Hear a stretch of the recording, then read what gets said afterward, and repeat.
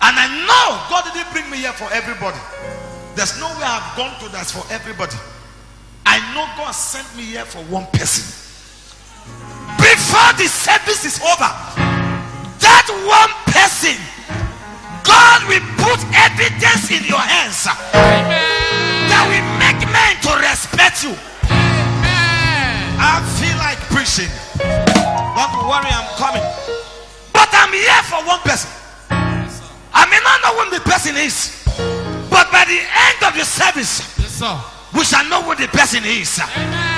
Because the evidence is going to show, and everyone that wants to look down on you, they will begin to look up to you. Amen. If you are that blessing, receive it in the name of Jesus. Amen. Thank you, Lord. Sit down. 2 Corinthians chapter 10, very quickly. I'm going to be reading from verse 3 through 4. 2 Corinthians chapter 10, from verse 3 and verse 4. For though we walk in the flesh, we do not war after the flesh. For the weapons of our warfare are not carnal, but mighty through God to the pulling down of strongholds. Though we walk in the flesh, in other words, we are wearing the flesh, but we do not war after the flesh. For the weapons of our warfare, they are not carnal, but they are mighty through God to the pulling down of strongholds. And today I'm dwelling strictly on the theme of the program, victory over demonic strongholds.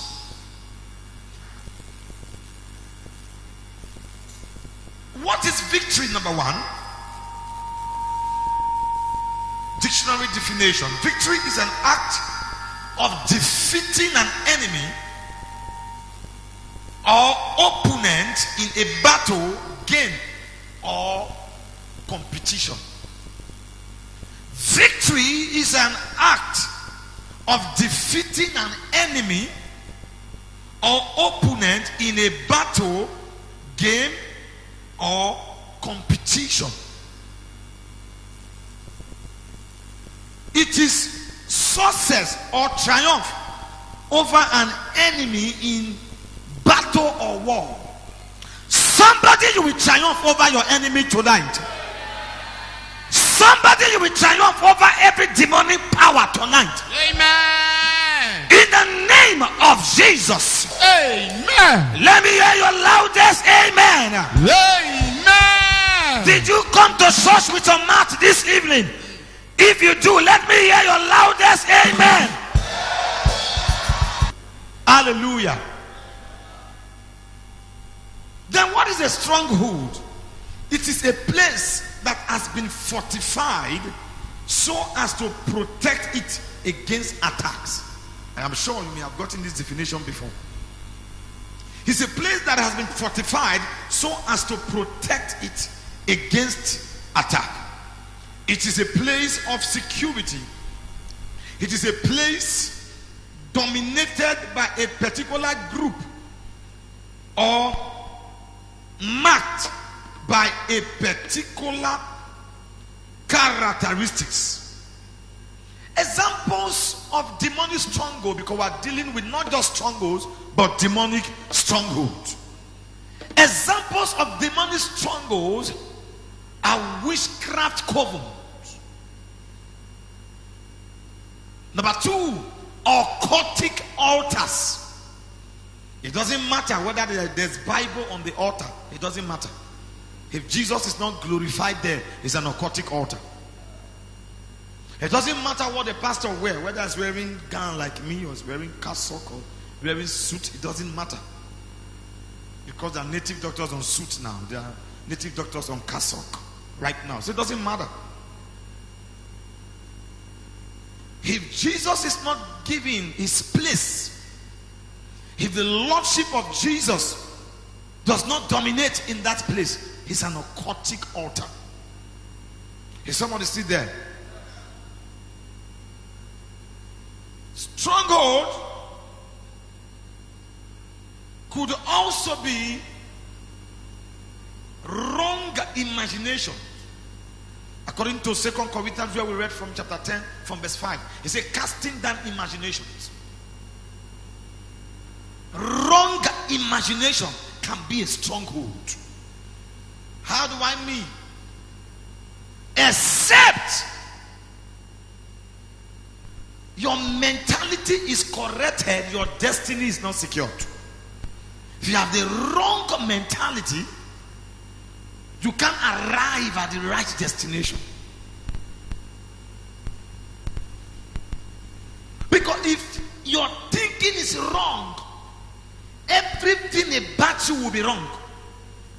You can't be thinking the wrong things and you expect the right things to happen to you.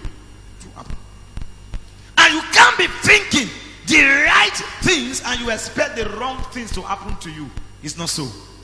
If you think the wrong things will happen to you. As a man thinketh in his heart, so is he. Proverbs 22, verse 6. Are you still there? Now we're going to look at 3 things you must know to have victory over demonic strongholds. 3 things you must know to have victory over demonic strongholds. Number 1, the weapons of our warfare are not carnal. That means you confront spiritual things with spiritual weapons. You fight spiritual battle with spiritual weapons. The other day, somebody was oppressed in the dream of the night, and the man woke up and went to carry cutlass. You are carrying cutlass. You are striking it on the ground. Who will you see? Church, answer me now. Please preach with me. Who will you see? Whomever or whatever came to oppress you came in the spirit realm.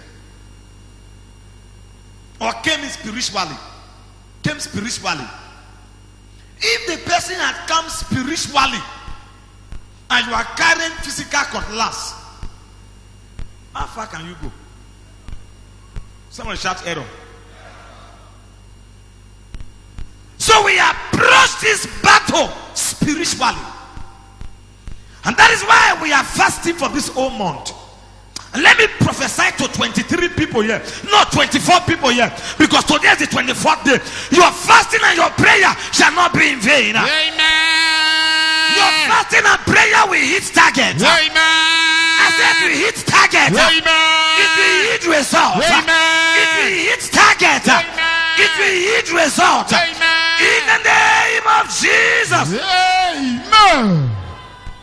It's a waste of energy and resources to confront spiritual battles physically, to confront spiritual battles carnally, to face battles that has to do with the spirit, with your 5 senses, calculating things, putting things together. And that is why some men with all the weapons they have around them, yet evil, death came and still snatched them. With all what they have, so fortified, so secure, right in the presence of the soldiers, the mobile police, the security men, some of them were still kidnapped.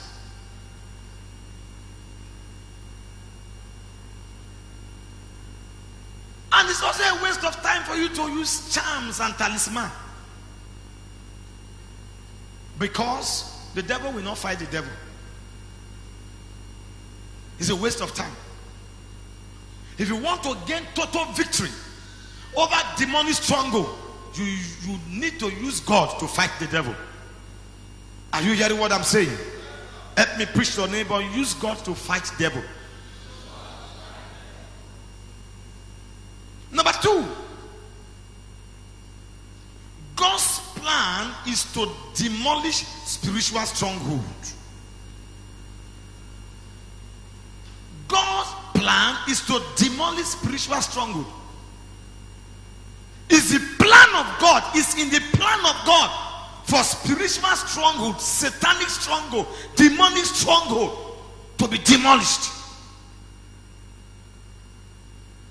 That's why the Bible says that for this reason the Son of God was made manifested, that he might destroy the works of the devil. Say, every works of the devil in my life, every activities of the devil in my life, Every activity of the devil in my life. be destroyed now. Be destroyed now. In the name of Jesus. In the name of Jesus. Amen. Your voice is your power, so you need to talk. You need to talk, and you need to keep talking. Are you there? Yes, sir. Please take your seat. Number 3 thing you need to know: warfare time is not funfair time. Warfare time is not funfair time. Many a times we play games in war fronts, and as a result we get injured. As a result, the enemy shoots at us. You don't play when it's warfare time. It's not funfair time. Get serious, particularly now that the program is coming to an end.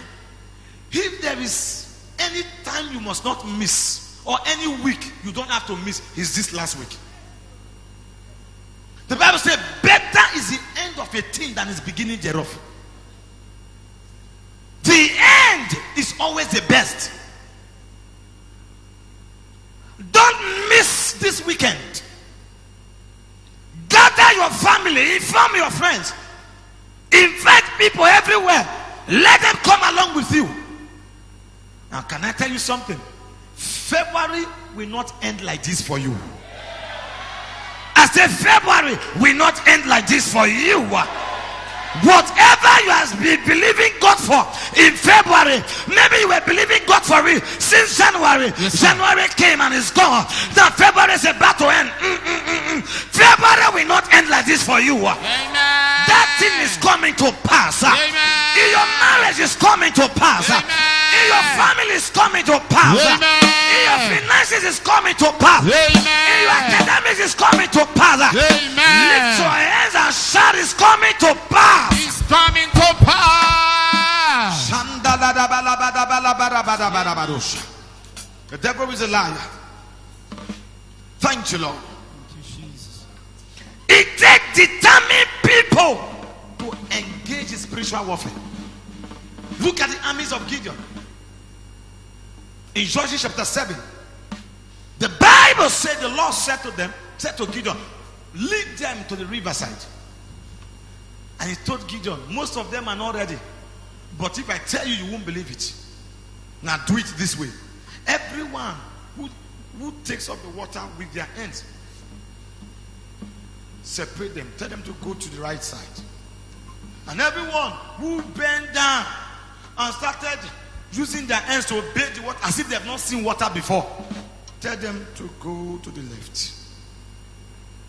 And at the end of the day, because the total number of the armies were about 32,000, at the end of the day, after the 10,000 that went back home, so if you just got a new land, you just got a new wife, whatever, if you are afraid as to whether you may not come back or come back, go home. 10,000 went back home, remaining 22,000. And the Bible said they were separated, and it was only 300 that was qualified for the battle. If those men who started bathing with the water as if they have not seen water before, if he had carried such men to battle, they would have been defeated. Because those are the kind of men that we see answered. Once one hand with his sword, pick answer, put it in their pocket. Yes, we are the enemies. They will see gold. Okay. We are the enemies. They will see beautiful women. They will sleep with them. We are the enemies. They were not ready. And of Gideon. Take them to go back home. But these 300, they are ready. Go with them to the battlefield. The battlefield is meant for determined people. How determined are you? Many of us, the thing that is fighting us is more determined than ourselves. That's why they give you 3 days fasting. You fast the first day, you fast the second day. The third day, say, I tired, I forgot, and I ate. You are not serious.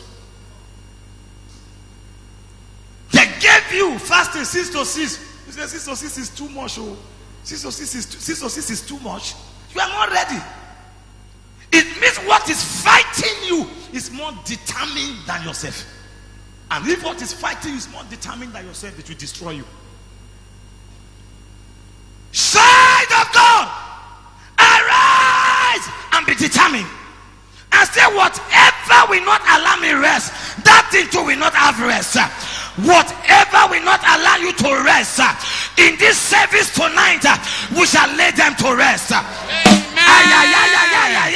I say, whatever will not allow you to rest, in this service tonight, yes, we shall lay them to rest. In your family, we shall lay them to rest. In your destiny, we shall lay them to rest. Somebody shall lay them to rest. Lay them to rest. Yes, sir. You must be serious.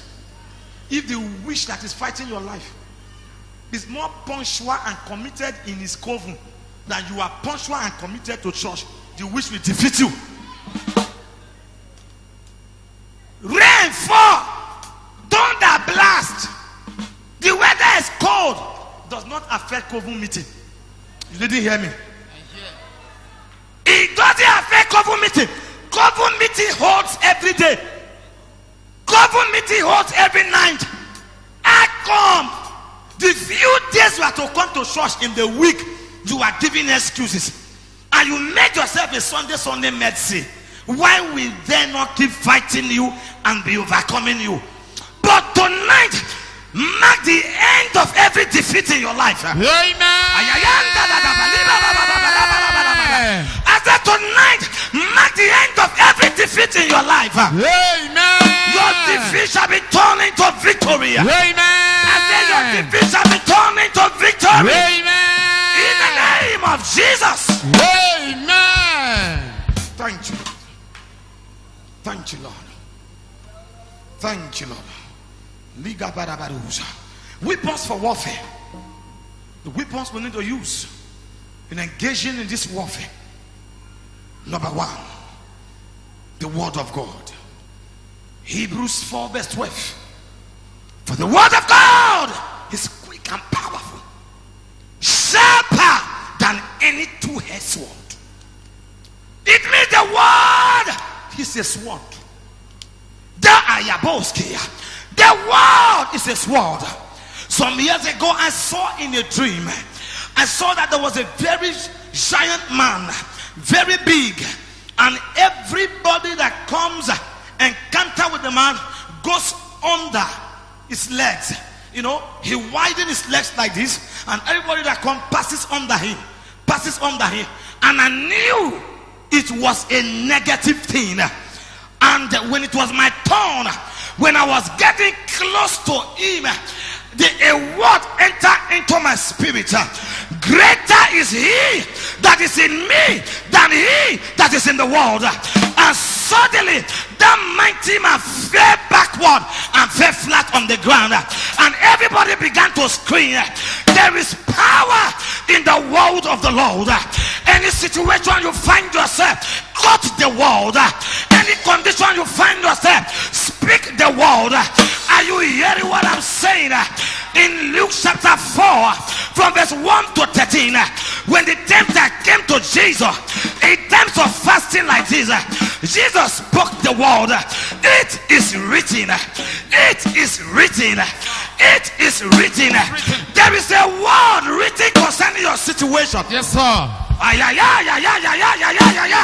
There is a word for poverty. Yes, sir. There is a word for cancer. Yes, sir. There's a word for any kind of disease. Yes, sir. There is a word for barrenness. Yes, sir. Look at the word and speak the word, and barrenness will obey. And When your situation will obey. Yes, sir. Are you hearing what I'm saying? Yes, sir. Say, Father, Father, make me a man of the world. make me a man of the world. In the name of Jesus. In the name of Jesus.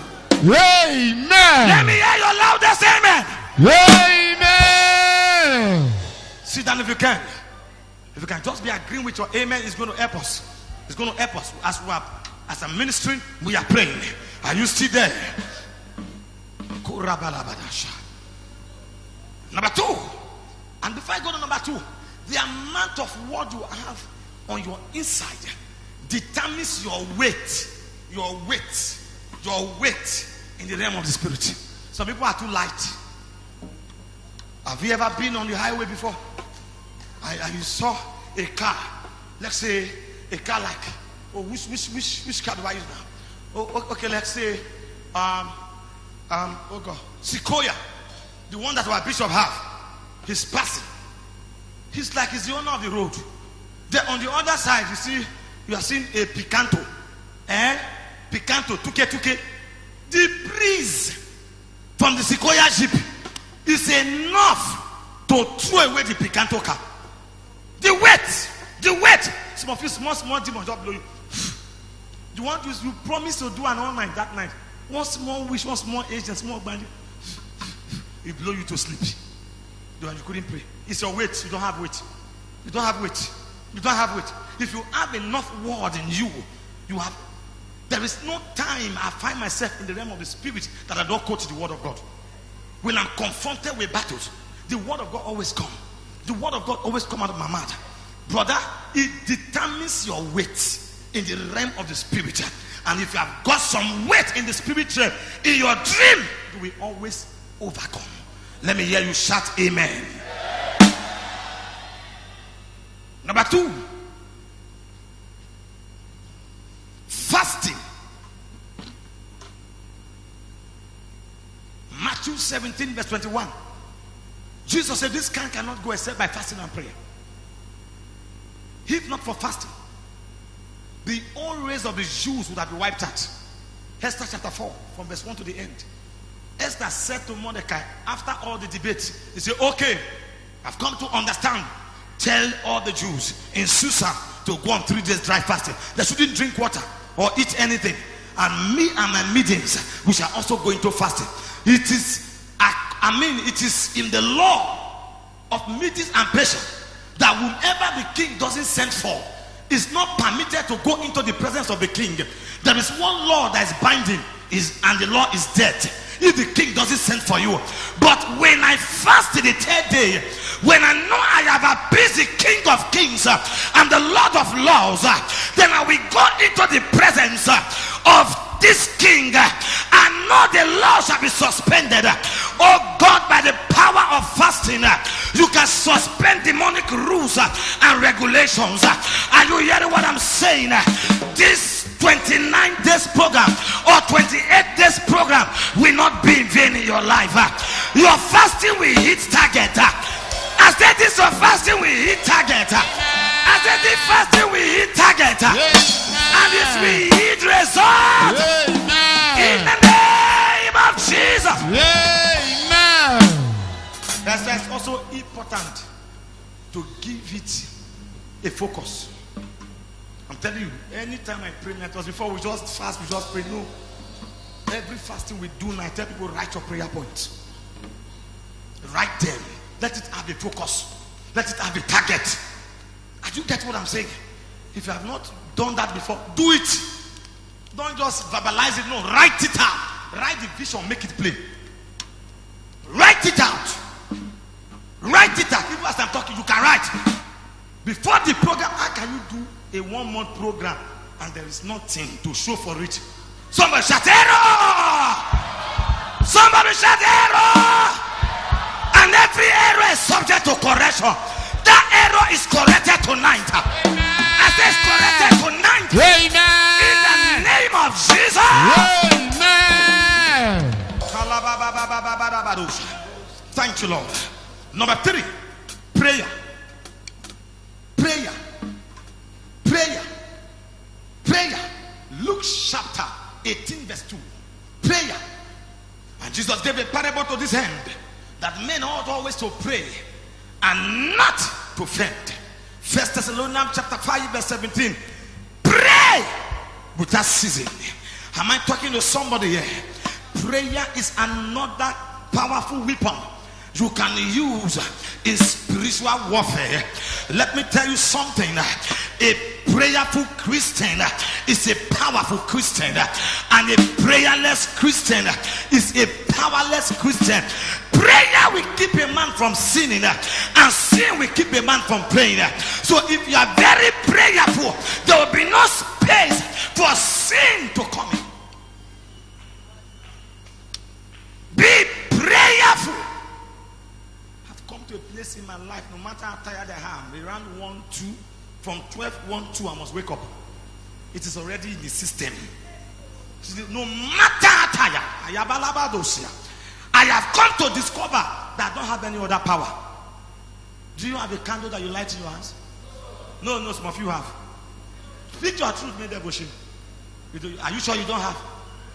Okay. May I ask you now, these people here, I'm suspecting some of you here. Do you have any juju under your bed? Are you sure? Some of you look suspicious. Are you sure? Okay. Let me ask these people, because some of you look very suspicious. Do you have any jars you are tying around? Are you sure? Are you sure? If you don't have any of these things, you can't afford, mama, to play with players. If you don't have any of these things, you cannot you cannot afford to pray with players. Prayer is not playing. When men are praying and you are playing, a time will come, those who are praying, who really prayed, will start playing, and those who didn't pray, who were playing, will not think of praying, because situations must have become difficult and tough for them. And that's the difference between me and those in my primary school days, secondary school days. Sometimes we declare fasting in secondary schools, and you see some of us 3 days drive in our SU days. You see some of us coming pretentiously as if they are fasting, but they are not fasting. They wear worn-out clothes and appear to be fasting like Jesus said, with dry lips. I don't know how they are doing it, whether they were using something to rub it, I don't know. But they will come. Later we'll discover they were eating very well. They were loaded themselves. In fact, they came fully loaded. Then we who believe that we should fast and pray, we will come very hungry, we are not able to shout. But you see somebody shouting with big voice from the beginning of the prayer to the end. In the name of, how did this person get strength to? Later we discover they were not fasting. But can I tell you what? Whatever you are doing now, there is a time of result. Sooner or later the result will be had. And the results will separate the boys from the men. Are you hearing what I'm saying? And before you know it, the result came out. Many of them, I see them, some pushing truck, some selling newspaper along the road. Sometimes I wind down, I greet them. Hey pastor, hey this, hey that. One came to our church on Sunday, second service. When he came, when my wife preached, she made an altar call. Want to give her life to Christ, come out. And he came out. The way and manner with which he was praying the thing, the sinner's prayer, something tells me on my inside that this guy looked like that guy I used to know, my childhood friend. Something tells me on my inside is, oh, so now man get this church. Anyway, no man own a church, right? So now man be the pastor of this church. No, I must come out to give my life to Christ. Something tells me that. And when they closed, he demanded to see me. And eventually when he saw me, exactly what I said, my wife said, my wife is a witness. Exactly what I said in my heart, that's what he said. He said, hey, when they follow God that time, they follow girls, they look now go university, and now I will finish not because to talk of job. Look your beautiful wife. So I just laughed. I said, are you married? He said, he's not married. But there is a time of result. Whatever you are doing, and do it well. Let me tell your neighbor, serve God well. if you need to